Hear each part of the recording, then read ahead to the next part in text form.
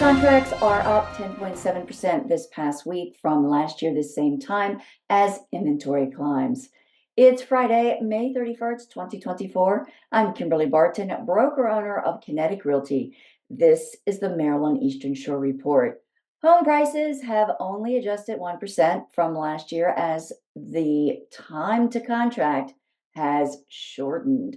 Homes listed for sale pushed up to 1,611 this past week. 64 homes are expected on the market soon, which is fewer this report than last.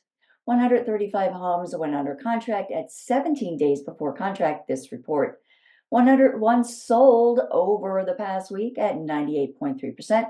List to sold ratio ended in 16 days. Homes for rent are down to 70 at a median lease rate of $2,100 per month.